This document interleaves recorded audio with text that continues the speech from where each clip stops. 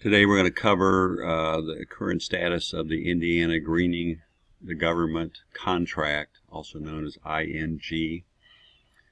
This gets complicated, so hang on to your hat. We got a new contract in March or April, but we have not performed any PM since then due to the lack of payment by the state of Indiana on our invoices. That's now resolved. So our first PM appointment for Mike will be a 5 of 24, and that is this item here, this particular work order.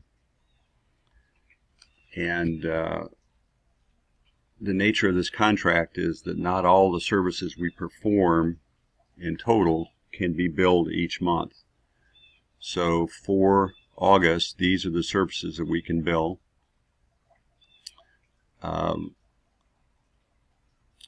Note that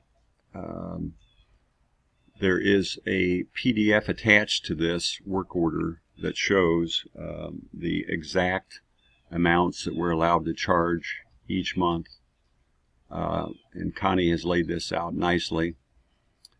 This can be found on the work order. It can be found in shared with me, commercial customer files, iCustomers, Indiana Greening Government. So everything we know here is attached. But the attachment to the work order is shown here. And as you can see, in August we can't bill for certain things. We can bill for certain things. There are times, for example, in January where we can bill for all of that. So what I'd like to do, the first PM under this contract, which is 5 of 24, is now available to be scheduled for Mike.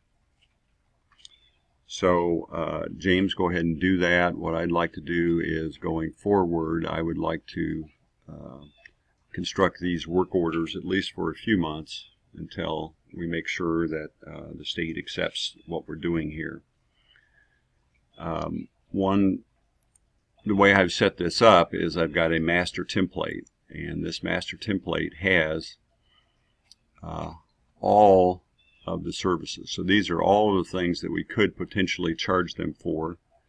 You will note that the description, there didn't used to be a description or a note. Now this goes through and describes exactly what we're doing. So I really don't think, Mike, for you there's much of a need to do anything in services performed.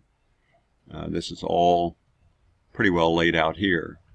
For example, this ILC, we're measuring battery life, replace as needed, clean terminal corrosion as needed, so on. So creating future work orders is a matter of going through and deciding which of these things we can charge for per Connie's schedule and which we can't, and deleting those here. Again, it's a 2-year contract. So let me manage this for a few months, particularly through a billing cycle with the state. I think that's about it. If you have any questions at all, please do be in touch with me. James, otherwise go ahead and get this scheduled for Mike. Now, Mike, this first time around, since we have not done this in 4 months, you're to do a full-on inspection, everything. This, to the extent that you're putting in more hours and dollars than we're going to get from the state, and let's look at what that is. Okay, so here's your next PM and first PM under this contract, and we're going to get $319.50 out of them. To the extent you spend more time doing that, go ahead and charge that to unreimbursed. But we absolutely have to go through everything, since it's been 4 months that we did this, notwithstanding crises calls. If you have any questions, give me a buzz.